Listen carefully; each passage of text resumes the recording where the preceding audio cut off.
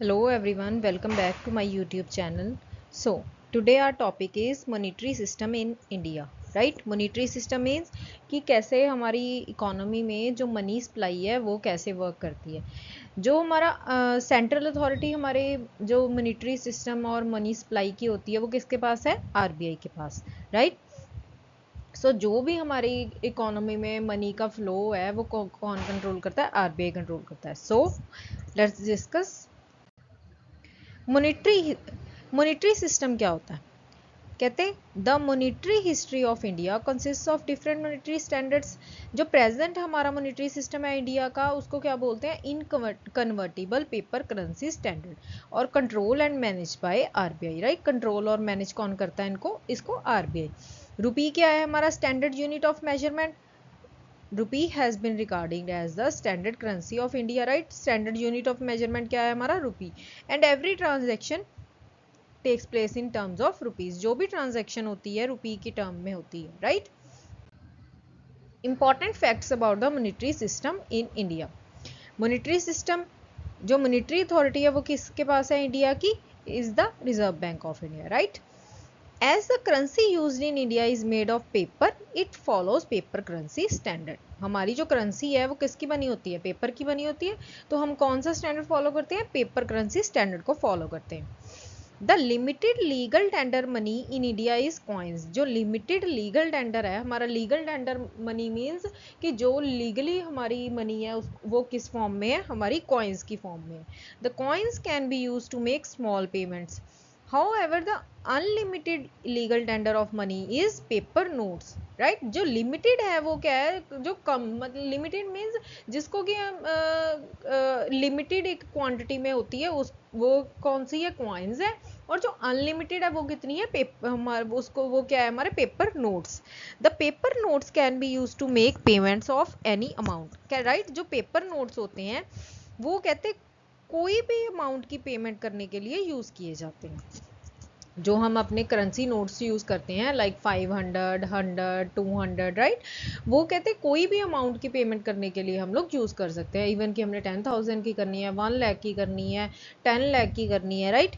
The Reserve Bank of India has the sole monopoly in issuing currency notes of ₹2 and above, right. कि जो RBI है वही उसके पास ही monopoly है हमारे जो करेंसी नोट्स इशू करने की ऑफ ₹2 एंड अबव, राइट। जो ₹1 का नोट होता है वो कौन इशू करता है? Ministry of finance, right. वो इशू नहीं करता, आरबीआई इशू नहीं कर सकता ₹1 का note. How ever the ministry of finance issues all coins and the ₹1 note, right. कि जो मिनिस्ट्री ऑफ फाइनेंस है वो क्या करते हैं? हमारे सारे कॉइन्स इशू करते हैं एंड ₹1 नोट इशू करते हैं। ₹2 एंड अबव की जो मोनोपली है वो किसके पास है? आरबीआई के पास। The RBI of India is responsible for putting the currency notes and coins into circulation, right.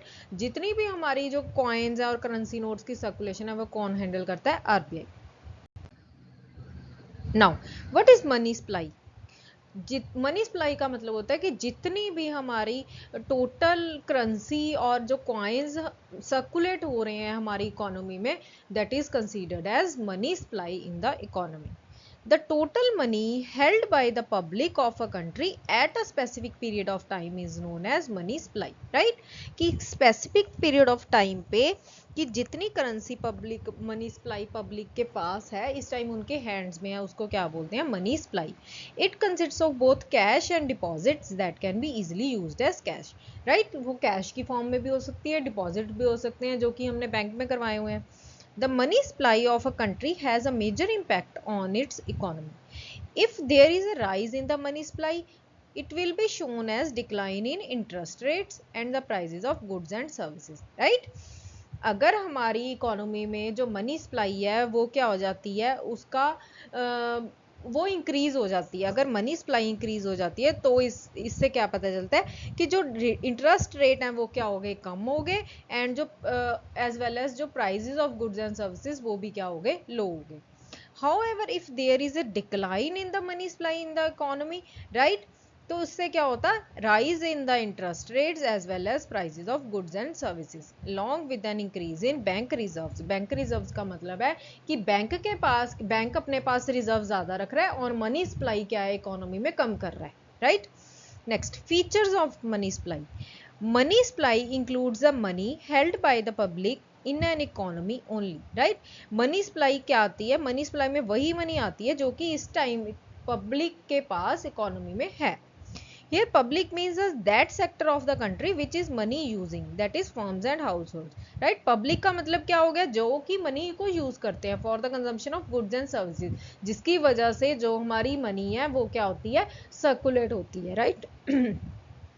However, it does not include the money creating sector of a country, as the amount of money or cash held by them does not mean the actual circulation of money in the country, right। कहते इसका मतलब ये नहीं है कि ये money creating sector हो गया, बिकॉज जितना अमाउंट ऑफ मनी और कैश उनके पास है, इसका मतलब यही नहीं है कि सिर्फ उतनी ही सर्कुलेशन हो रही है हमारी इकोनॉमी में। The money creating sector of a country includes the banking system and the government, right. जो मनी क्रिएटिंग सेक्टर है उसमें कौन कौन इंक्लूड होता है, बैंकिंग सिस्टम भी होता है, गवर्नमेंट भी होता है, only firms and house holds नहीं होते। Money supply is a stock concept. It means that the money supply is concerned with a particular point of time. Money supply का मतलब है कि हम लोग क्या कर रहे हैं, एक पर्टिकुलर पॉइंट ऑफ टाइम की बात कर रहे हैं, जितना हमारे पास इस टाइम सर्कुलेशन है उसको क्या बोलेंगे, money supply. So therefore we can consider it as stock concept, कि लाइक जैसे हम अभी स्टॉक की बात करें कि हमारे पास इस टाइम पे इतना स्टॉक अवेलेबल है, सेम एज विद मनी कि हमारे पास इस टाइम पे मनी सप्लाई कितनी है at a particular point of time. Clear. Next, measures of money supply. Till 1967-68, only the narrow measure of money supply was used by the RBI, right? सिर्फ narrow measure of money supply he use की जाती थी, but since 1977, 4 measures of money supply has been evolved in the economy: M1, M2, M3 and M4, right? Now, what is M1? The first and the basic measure of money supply is M1, right. जो first and the foremost money supply है वो क्या है, M1, which is also known as transaction money, जिसको कि हम transaction money भी बोलते हैं, राइट। क्या बोलते हैं, ट्रांजैक्शन मनी। ट्रांजैक्शन मनी क्यों बोलते हैं, because this measure can be directly use to make transactions, right, जो कि ट्रांजैक्शंस करने के लिए यूज किया जाता है। The 3 different components of MR currency and coins with the public, कि कितनी करेंसी एंड कॉइन्स पब्लिक के पास है। Demand deposits of commercial banks, demand deposits कितने हैं कमर्शियल बैंक्स के, and other deposits with RBI, और हमारे जो डिपॉजिट्स RBI के पास है, right. All of these components can be easily used as a medium of exchange, therefore it is most liquid measure of the money supply, right। क्योंकि इनको क्या है, bill बहुत शॉर्ट टर्म में हम लोग कैश में कन्वर्ट कर सकते हैं, राइट। इजीली क्या हो सकता है, लिक्विड फॉर्म में चेंज किया जा सकता है, देयरफॉर हम कह सकते हैं जो M1 है वो क्या है, most liquid major of money supply, जिससे कि कैश क्या है इकोनॉमी में इजीली सर्कुलेट हो सकता है, right. Now, let's discuss these components in detail. First one is currency and coins with the public. The first component of transaction money includes coins and paper notes held by the public of a country, right? कि coins और paper notes कितने इस time पे public ने के पास है। It means that any money in the form of coins and paper notes held by government and banking sector is not included in transaction money, right? कि सिर्फ public वाला ही count किया जाएगा, जो गवर्नमेंट और बैंकिंग सेक्टर के पास है उस टाइम पे कॉइन्स एंड पेपर नोट्स, उनको हम ट्रांजैक्शन मनी में इंक्लूड नहीं करेंगे।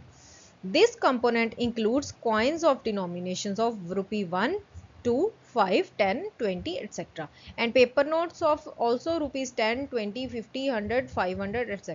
राइट, जितने भी कॉइन्स की डिनोमिनेशंस होंगी एंड जो पेपर नोट्स की डिनोमिनेशंस होंगी उनको क्या है हम M1 में इंक्लूड करेंगे। Currency money is also known as fiat money, which means that the money that must be accepted for all the debts under law. Fiat money वो मनी होती है जिसको भी कोई भी डेट हो उसके लिए एक्सेप्ट किया जा सकता है, राइट।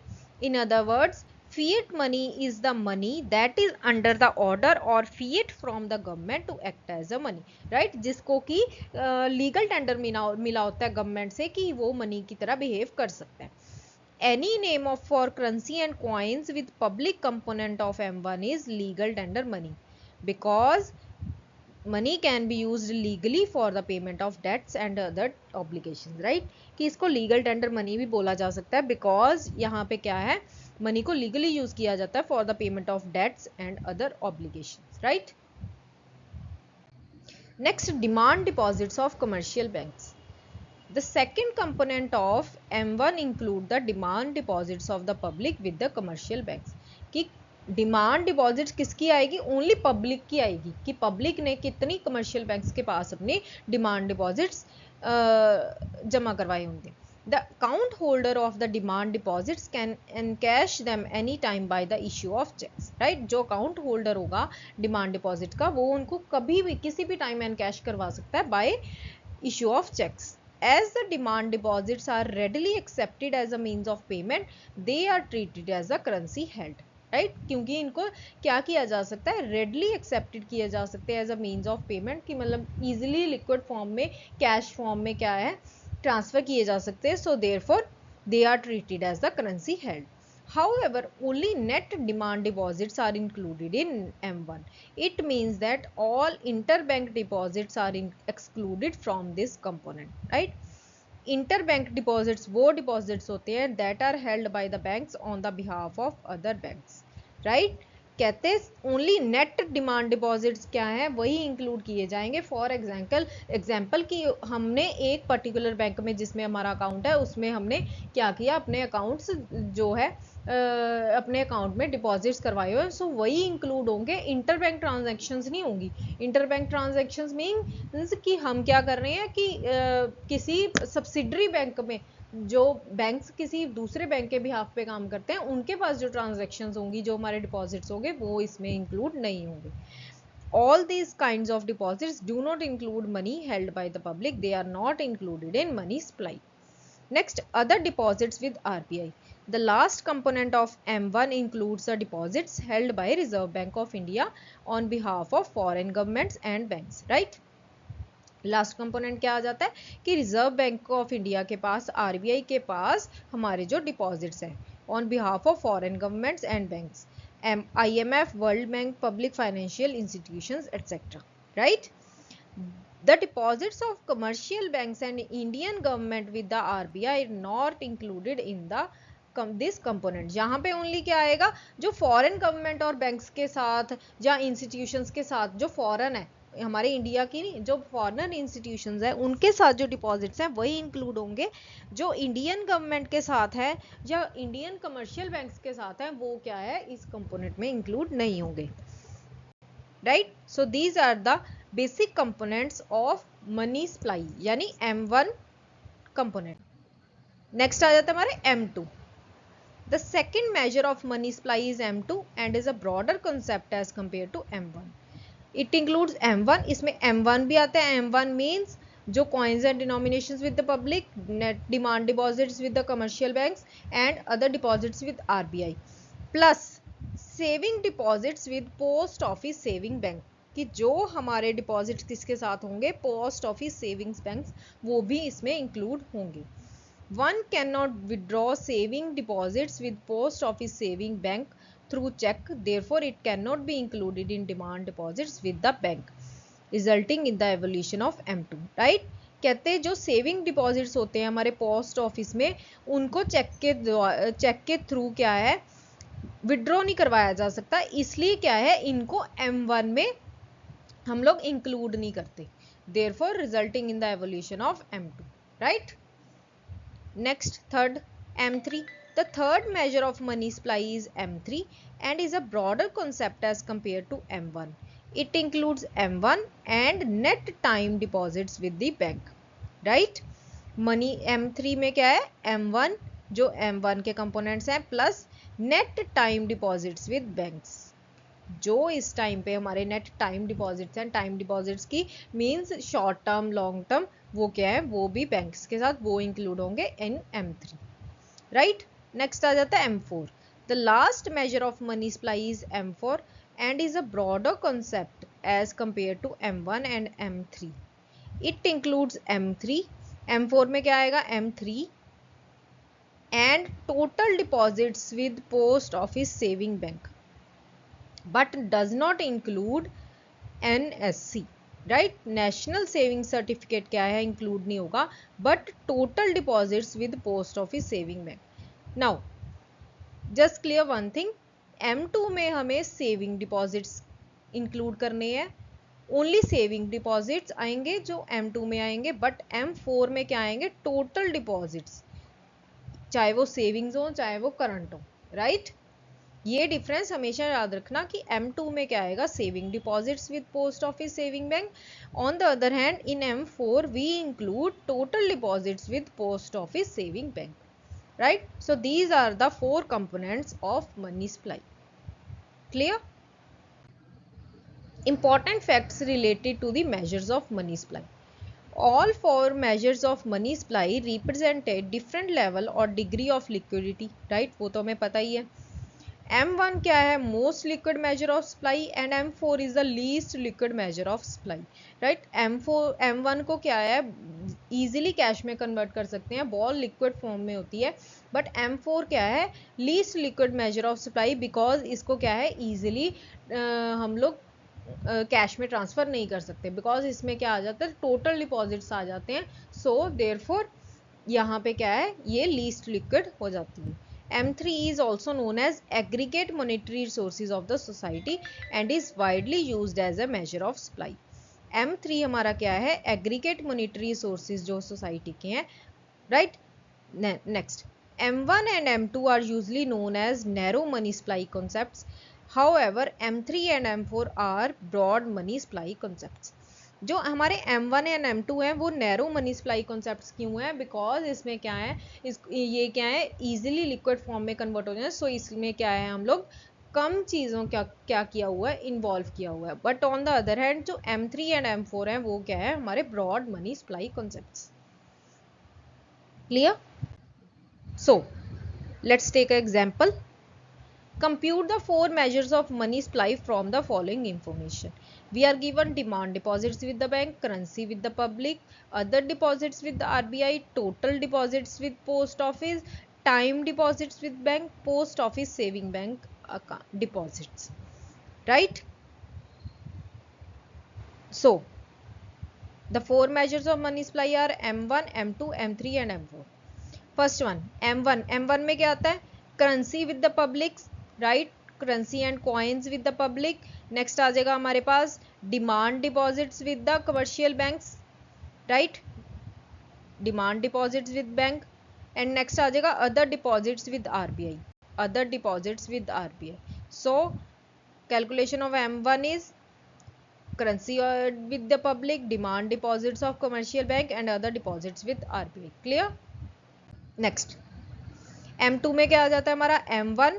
M1 की वैल्यू हमें ये गिवन है, plus saving bank deposits with post office saving bank. Saving deposits with post office saving bank. So this is our M2. M3, M1 plus net time deposits with banks. So net time deposits with bank given. This is our M3. Next measure of money supply M4.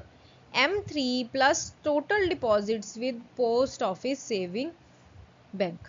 Total deposit with post office saving bank. This is M4. So these are the 4 measures of money supply. Clear? Next, functions of commercial bank, primary and secondary functions. Commercial bank क्या होता है? Any institution that provides its customer with services like accepting deposits, providing loans and making investments with the objective of earning profits is known as commercial bank. right? वो institution जो कि अपने customers को क्या services provide करता है कि उनकी deposits को accept करता है, उन्हें loans provide करता है, उनकी investments करता है, right? with the objective of earning profits. उनका objective क्या होता है? उन्होंने profits earn करने होते हैं. The two main characteristics of commercial banks are lending and borrowing.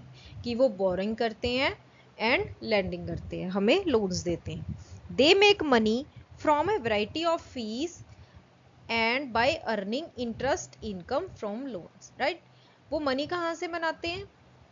From a variety of fees, जैसे लॉकर फीस होगी, जो बैंक्स होते हैं वो लॉकर्स प्रोवाइड करते हैं, उसकी क्या करते हैं, वो फीस चार्ज करते हैं. Right, on the other hand और भी जैसे हम लोग अपने अकाउंट खुलवाते हैं उसको भी हैंडलिंग चार्जेस होते हैं. राइट, सो ये इन चार्जेस की फॉर्म में जो भी फीस हमारी कस्टमर्स को पे करनी पड़ती है, उसकी वजह से जो बैंक्स हैं वो क्या करते हैं, अपने प्रॉफिट्स अर्न करते हैं. And also by earning income interest income from loans, जो लोन्स कस्टमर्स को प्रोवाइड करते हैं उस पर क्या चार्ज करते हैं, वो लोग इंटरेस्ट चार्ज करते हैं. For this, the bank charges interest on lending and borrowing. The two main types of rates are borrowing rate and lending rate. Right? Borrowing rate क्या होता है? The rate owned offered by commercial banks to depositors for depositing money is called borrowing rate. कि वो rate जो bank offer करते हैं कि customers जो कि डिपॉजिट्स उनके पास करते हैं. राइट, वो क्या होता है? Boring rate. The rate charged by commercial banks for lending money to investors is called lending rate. कि वो रेट जो लोन जब कस्टमर्स क्या है लोन्स लेते हैं बैंक से, तो उस पे जो इंटरेस्ट उनको देना पड़ता है, जो बैंक चार्ज करता है, वो क्या होता है? lending rate. The difference between the borrowing and lending rate is known as spread. जो भी डिफरेंस दोनों इंटरेस्ट रेट्स में होता है उसको क्या बोलते हैं? Spread. It is the profit earned bye commercial banks. ये वो प्रॉफिट होता है जो कि कमर्शियल बैंक्स क्या करते हैं? अर्न करते हैं. Right, the various functions of commercial banks are primary functions, secondary functions. Primary functions means loans, advancing of loans and accepting of deposits. Right, these are the two main primary functions of commercial banks: advancing of loans and accepting of deposits. Next, secondary functions: overdraft facility provide करना, discounting bills of exchange, general utility functions and agency functions. These are the secondary functions that a commercial bank has to be performed. Clear? Now, functions of commercial bank. First one is primary functions. Accepting deposits and advancing of loans are the two primary functions that performed by commercial banks. First one is accepting deposits. One of the most essential functions of commercial banks is accepting deposits. Commercial banks accept deposits from their customers in different forms based on the requirements of different sections of society. The main types of deposits include demand deposits और current account deposits. सबसे पहले क्या आता है? Demand deposits और जो उनकी current account में की डिपॉजिट्स होती हैं. The deposits which are repayable on demand by the banks are known as demand deposits और करंट अकाउंट डिपॉजिट. राइट, वो डिपॉजिट्स जो कि बैंक को रीपे करने पड़ेंगे जबकि कस्टमर्स क्या करेंगे? डिमांड करेंगे, उनको क्या बोलते हैं? डिमांड डिपॉजिट्स और current account deposits. In general, these kinds of deposits are maintained by businessmen to make transactions with these deposits. Right? ये वो डिपॉजिट्स होते हैं जो कि बिजनेसमैन मेंटेन करता है अपनी ट्रांजैक्शंस को फुलफिल करने के लिए. One can get the amount deposited as demand deposits by a check without any restrictions. Besides, commercial banks do not pay any interest to the depositors on these accounts. Instead, they charge some amount as a service charge for running these accounts. Right? जो current accounts होते हैं उस पे क्या है, जो banks कोई भी इंटरेस्ट क्या है डिपॉजिटर्स को नहीं देते, इवन के वो कुछ फीस क्या है चार्ज करते हैं फॉर रनिंग दीज अकाउंट्स. जो इंटरेस्ट चार्ज किया जाता है वो किस पे चार्ज किया जाता है? सेविंग अकाउंट्स पे चार्ज किया जाता है. ये क्या है? करंट अकाउंट है जो कि बिजनेस फर्म्स के लिए को अलाउड होता है. राइट, नेक्स्ट आ जाता है हमारा फिक्स डिपॉजिट्स और time deposits. The deposits in which the depositor deposits money with the bank for a fixed time period, जिनको कि हम एफडीज बोलते हैं. राइट, वो क्या होती हैं? हमारी fixed deposits or time deposits for a fixed period of time. These deposits do not enjoy a check facility and carry a high interest rate. और इन पे जो interest rate होता है वो क्या होता है? बहुत ज़्यादा high होता है as compared to Saving deposits, the deposits which include combined features of demand deposits and fixed deposits are known as saving deposits. The depositors have the check facility to withdraw money from their accounts. Right, depositors के पास क्या होती है, check facility होती है कि अपने account से money को विड्रॉ करवाने के लिए, but there are some restrictions on the number and amount of withdrawals. Right, क्या है, कुछ रिस्ट्रिक्शंस होती हैं कि वो कितनी अमाउंट और कितनी बार क्या है विड्रॉ करवा सकते हैं. The restrictions are imposed to discourage the frequent use of saving deposits. Besides, the interest rate on saving deposits is less than the interest rate on fixed deposit. जो इंटरेस्ट रेट सेविंग डिपॉजिट्स पे होता है वो बहुत कम होता है as compare to fixed deposits. Clear. Next आ जाता है हमारा advancing of loans. The banks are not allowed to keep the amount deposited with them. Right, कहते जो बैंक्स होते हैं वो क्या करते हैं, अपने पास जो उनके पास अमाउंट है जो डिपॉजिट करवाई हुई है, जो डिपॉजिट अमाउंट होती है वो क्या है अपने पास ऐसे ही खाली नहीं रखते, idle. Therefore, commercial banks have to keep some amount of total deposit as cash reserves and lend the rest of the balance to needy borrowers and charge interest from them. Right?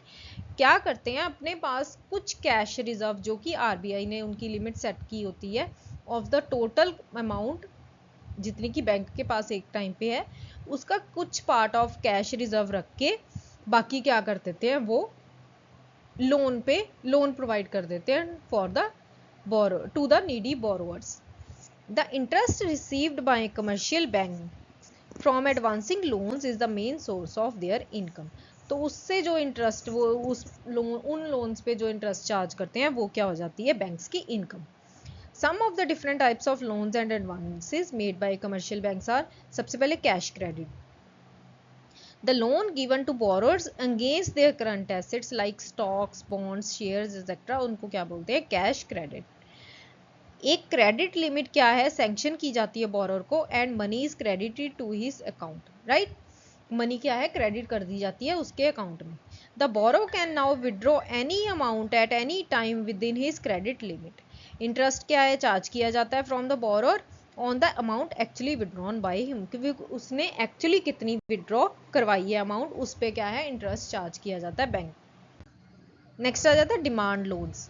The loans given by the banks which they can recall eight any time on demand, उनको क्या बोलते हैं, demand loans, कि वो किसी भी time पे क्या है डिमांड किया जा सकता है. The entire amount of the demand loan is credited to the borrower's account and interest is charge on that amount. कि इंटायर अमाउंट क्या है बोरोर्स के अकाउंट में ट्रांसफर की जाती है एंड इंटरेस्ट चार्ज किया जाता है. नेक्स्ट आ जाता है हमारा short term loans.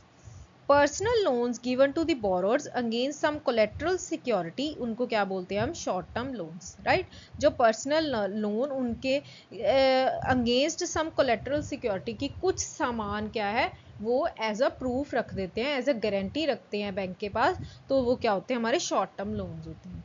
The amount taken as a loan is credited to the account of borrower and he can withdraw the money from his account. Interest क्या है, चार्ज किया जाता है on the entire sum of loan granted.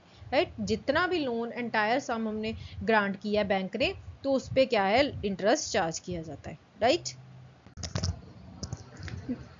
Next आ जाते हैं हमारे secondary functions. Right, secondary function में सबसे पहले आती है overdraft facility.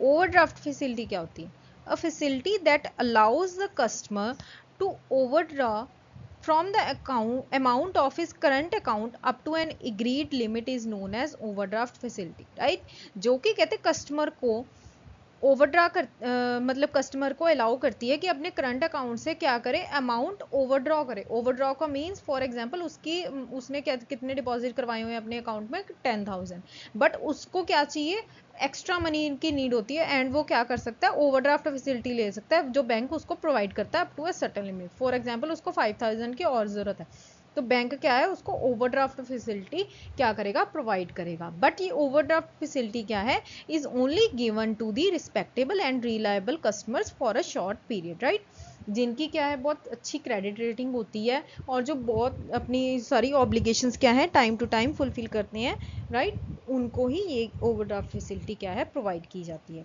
Besides the customers have to pay interest on the amount overdrawn by them. Interest किस पे करेंगे? ओनली ये दिस अमाउंट पे कि जो उन्होंने ओवरड्राफ्ट की है, राइट। नेक्स्ट आ जाता है हमारा discounting bills of exchange.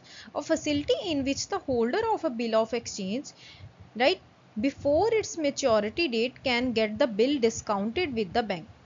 The bank pays the amount to the holder after deducting some amount as commission. For example, कहते हैं एक बिल ऑफ एक्सचेंज क्या होता है, जो होल्डर है वो क्या करता है, बैंक को कह देता है कि आप मेरे बिहाफ पे क्या करो, कस्टमर को पेमेंट कर दो, राइट। और जो बैंक क्या होता है उस कस्टमर से, जो होल्डर है उससे क्या चार्ज करता है, एज अ कमीशन चार्ज करता है, right.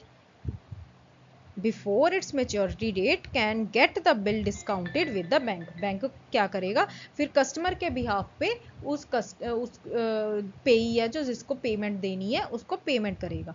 Now on the date of maturity the party which has accepted the bill pays back the money to the bank, right. जिसने कि वो बिल एक्सेप्ट किया होता है वो क्या करेगा, on the date of maturity, जब वो बिल ऑफ एक्सचेंज मेच्योर हो जाएगा जिस डेट पे, उस डेट पे बैंक को क्या गया है, अमाउंट पे करेगा, राइट। ये होता है discounting bills of exchange. Next आ जाते हैं हमारे एजेंसी फंक्शंस। एजेंसी फंक्शंस होते हैं जो कि सेकेंडरी और प्राइमरी के अलावा भी बैंक्स क्या है, जैसे लॉकर फैसिलिटी प्रोवाइड कर दी, राइट, कुछ अलाउंसेस प्रोवाइड करती है। सो ये आ जाते हैं बैंक्स के एजेंसी फंक्शंस में।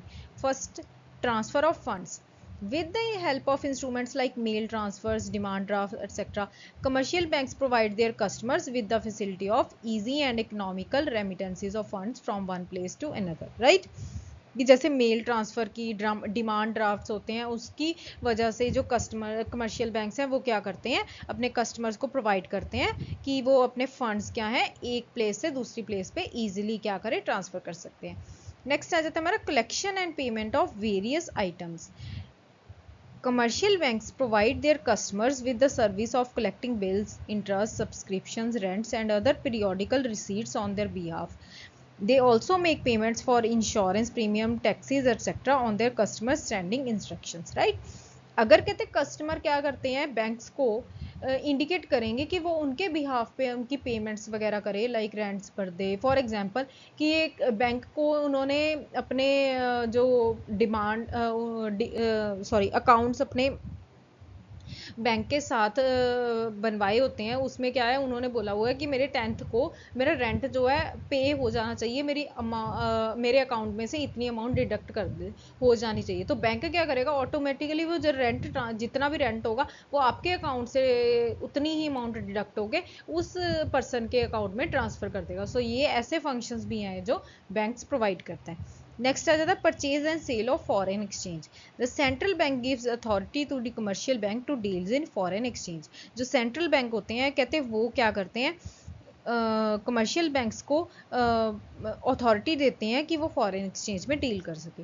Commercial banks on the behalf of their customers buy and sell foreign exchange and also helps in promoting international trade, right. Next आ जाता है purchase and sale of securities. Commercial banks on the behalf of their customers purchase करते हैं and sell करते हैं government securities, stocks, shares of private companies, right. So these are the agency functions that a bank provides. Next आ जाते हैं हमारे general utility functions. General utility functions, first one is locker facility. Banks, commercial banks क्या करते हैं, provide their customers with the facility of lockers और safety wallets, right. Next आ जाता है ट्रैवलर चेक्स। ट्रैवलर चेक्स क्या होते हैं कि ट्रैवलिंग के टाइम क्या है, कस्टमर क्या है इंस्टेड ऑफ होल्डिंग कैश वो क्या कर सकते हैं, ट्रैवलिंग चेक्स लेके जा सकते हैं, जिसकी वजह से to avoid the risk of taking cash on their journey. Commercial banks provide their customers with the facility of traveller cheques. Next आ जाते हैं letter of credit. Letter of credit क्या होता है, sometimes people need to show their creditworthiness for various reasons, then commercial banks क्या करते हैं, certify the creditworthiness of their customers whenever required, right.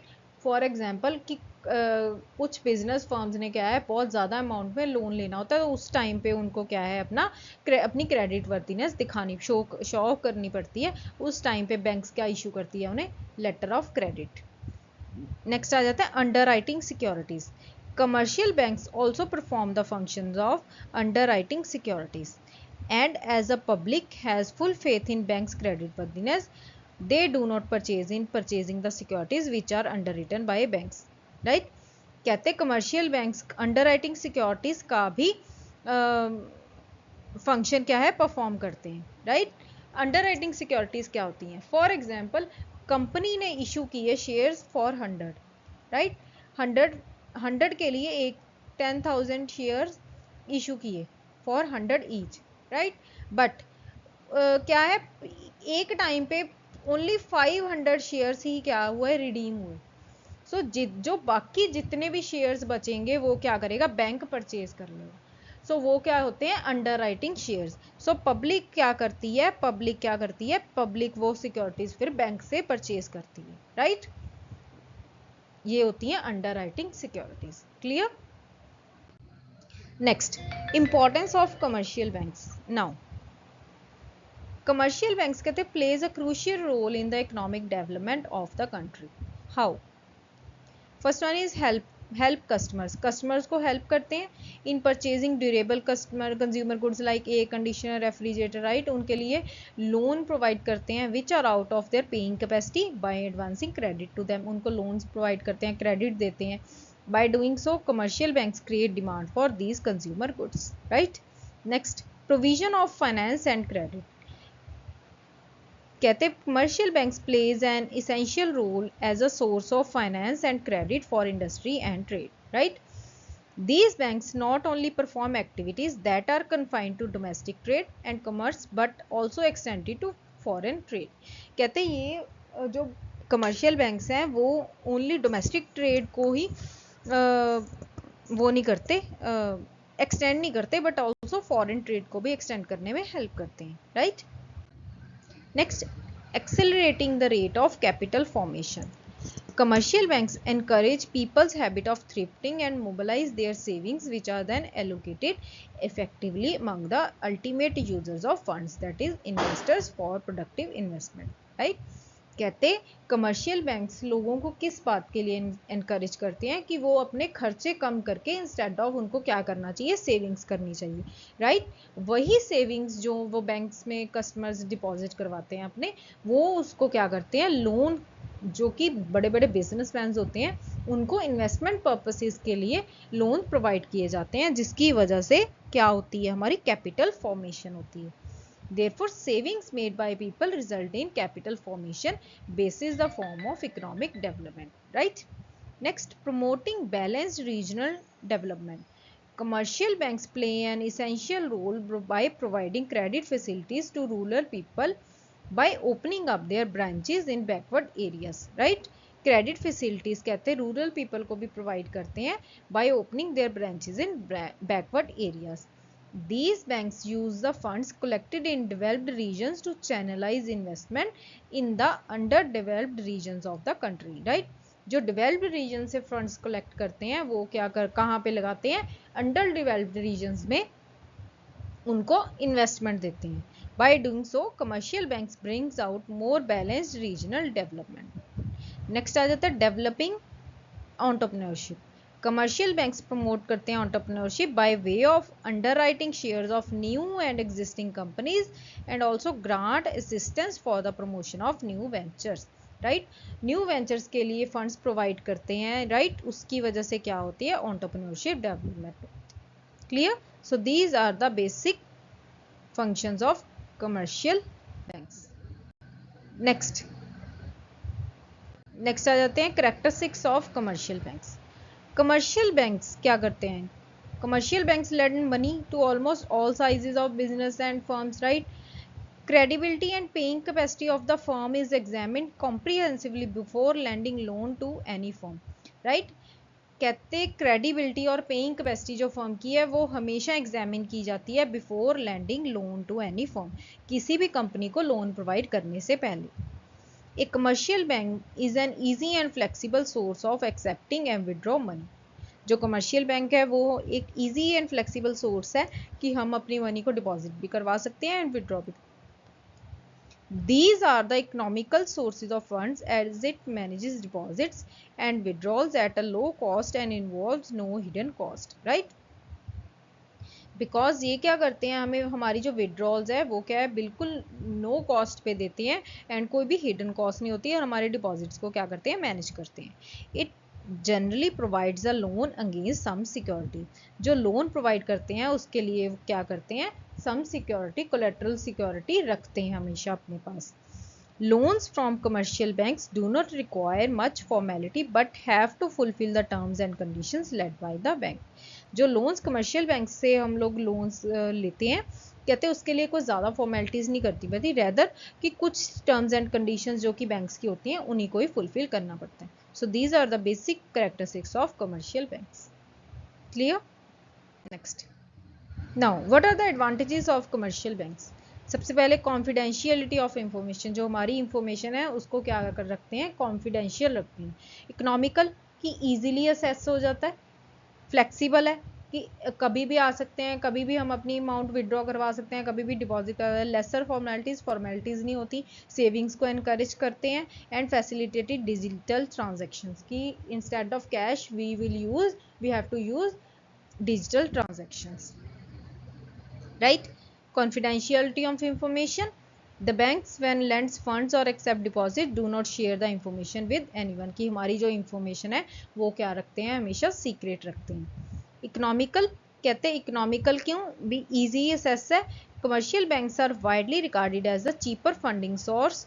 The reason for it being a economical source as it does not involve any cost of issuing of a prospectus, underwriting fees और any other charges, right? कि easily क्या है, हम लोग कोई भी assess कर सकता है। नेक्स्ट आ जाता flexible.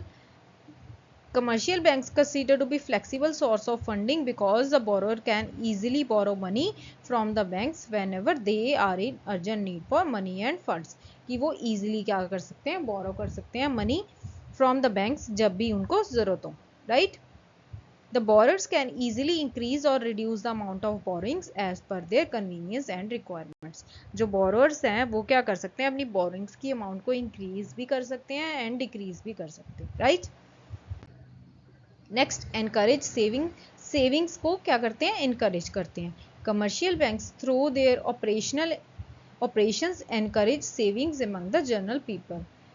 With this facility, banks offer a safer way to collect money from the individuals, which otherwise they have to consume impulsively, right?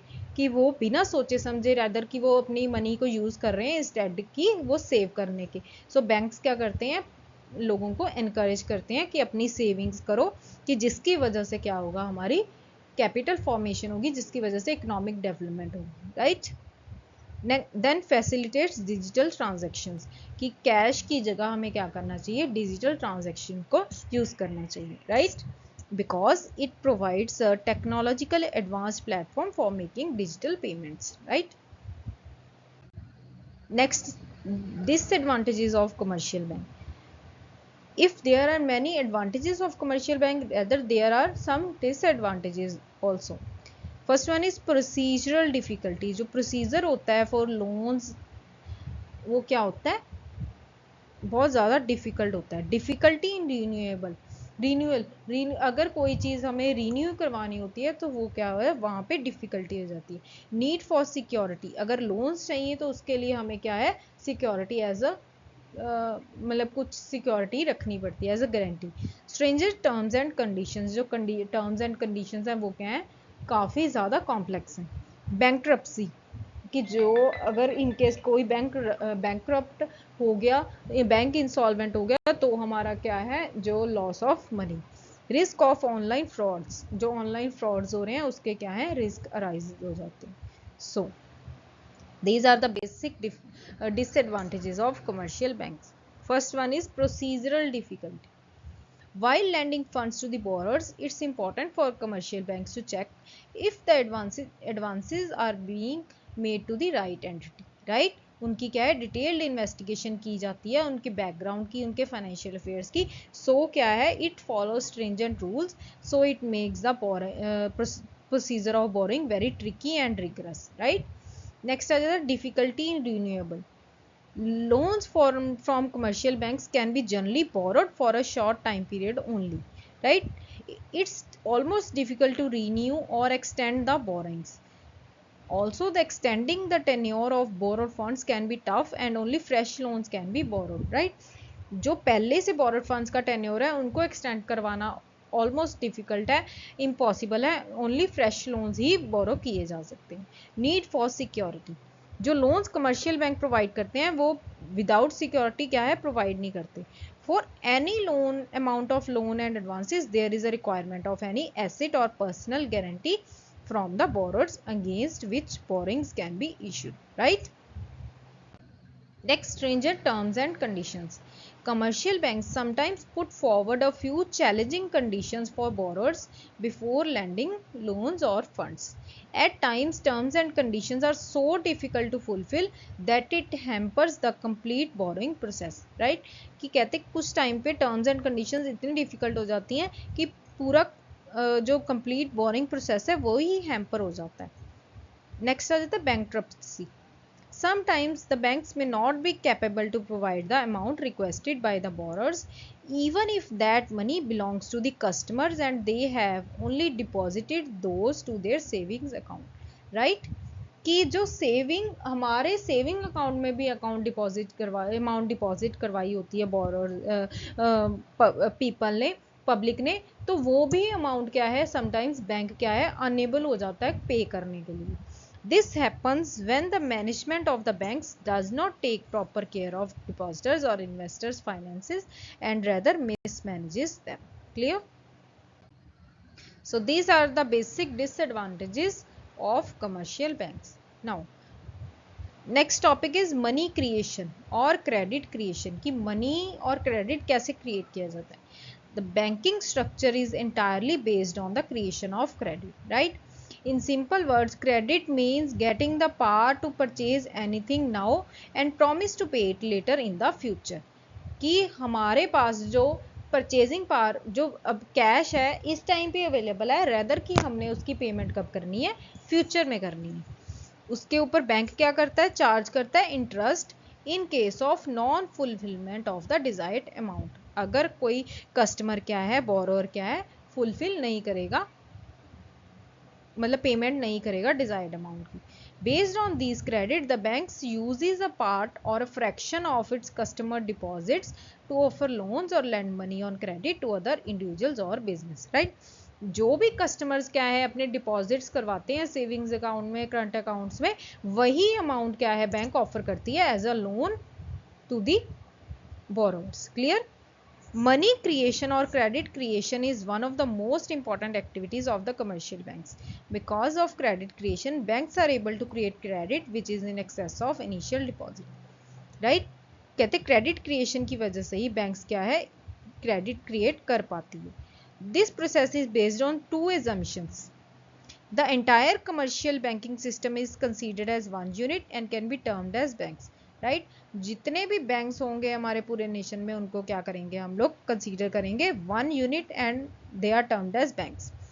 all receipts and payments are routed through banks, that is all payments made through checks and receipts are deposited in banks, right. कि जो भी हमारे जो receipts and payments होंगे वो किसके through होके जाएंगे, थ्रू बैंक्स, राइट. जो भी हम पेमेंट करेंगे वो कैश की फॉर्म में करेंगे और जो डिपॉजिट्स करेंगे वो किसके पास करेंगे, बैंक्स के पास करेंगे. कि घर पे कोई मनी सेव नहीं करेंगे.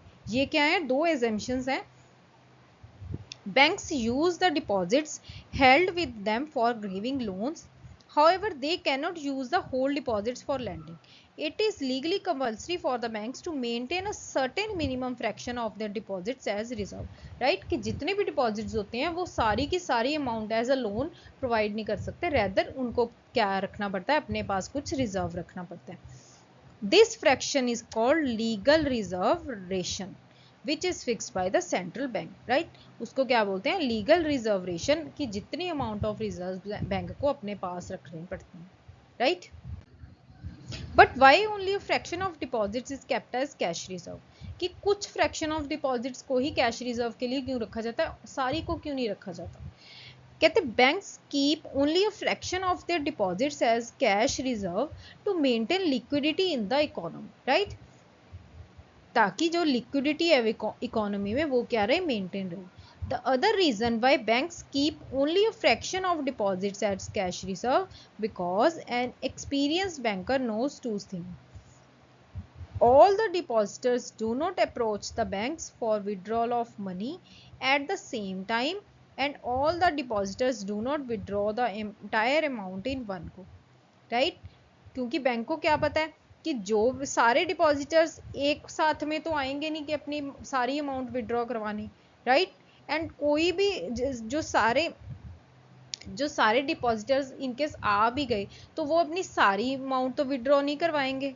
There is a consistent flow of net deposits into the bank, कि जो डिपॉजिट्स हैं बैंक में वो क्या है, उसका कंसिस्टेंट फ्लो, कांस्टेंट फ्लो बना रहता है, राइट? कस्टमर्स क्या है, एवरी डे अपनी अमाउंट क्या है डिपॉजिट करवाने आते हैं। So therefore only a fraction of money is kept as a reserve and the rest is provided for loans to business and other individuals. Clear? Some basic concepts, some basic terms used in credit creation. First one is primary deposits. Primary deposit क्या होता है? A deposit is considered a primary deposit when the bank accepts cash from his customer and deposits it under his name into his account, right? कि जब एक bank क्या करता है, customer से कैश एक्सेप्ट करता है एंड डिपॉजिट करता है under his name into his account. This deposits convert the currency money into deposit money, right? उसके अकाउंट में उसके नाम वाले अकाउंट में डिपॉजिट कर देता है तो वो करेंसी मनी किस फॉर्म में चेंज होगी, इनटू डिपॉजिट मनी। सो ये होते हैं हमारे प्राइमरी डिपॉजिट्स। नेक्स्ट आ जाते हैं हमारे सेकेंडरी और derivative deposits. A deposit is considered as secondary or derivative deposits when the bank grants loans to the borrowers, right? कि जब बैंक क्या करता है, लोन ग्रांट करता है to the borrowers. Instead of giving cash the amount is deposited under the borrower's name into his account, कि वो cash देने की बजाय जो अमाउंट है वो किस में ट्रांसफर की जाती है, उसके अकाउंट में ट्रांसफर की जाती है, right? Next, excess reserves. Every financial institution or bank is required to hold a certain amount of money as a reserve to ensure proper liquidity, right? कहते every financial institution और bank को क्या है, एक certain amount of money क्या रखनी चाहिए, ज़रूरी है proper liquidity maintain करने के लिए। However, when the cash held by the bank is above the reserve requirements set by the authority, उसको क्या बोलते हैं हम लोग, excess reserve, right? नेक्स्ट आ जाता है credit multiplier. Credit multiplier refers to the ratio of change in secondary deposits due to the change in primary deposits, right? Primary deposits की हमारे सेकेंडरी डिपॉजिट्स में कितना चेंज आ रहा है, रेशियो प्राइमरी डिपॉजिट्स में कितना चेंज आ रहा है, ये होता है हमारा credit multiplier. Clear? Ratio of change in secondary deposit due to the change in primary deposits. Clear? So these are the basic terms जो कि क्रेडिट क्रिएशन में यूज होती हैं। So this is it for today's video. I hope you like my videos. Please subscribe my channel Renu Mittal coaching classes. मैं ऐसे ही अच्छा content क्या है आपके लिए लेके आती रहूँगी। अगर आपको मेरी वीडियोस अच्छी लगती हैं सो प्लीज़ मेरी वीडियोस को लाइक कीजिए, सब्सक्राइब कीजिए and also follow with your friends. Thank you.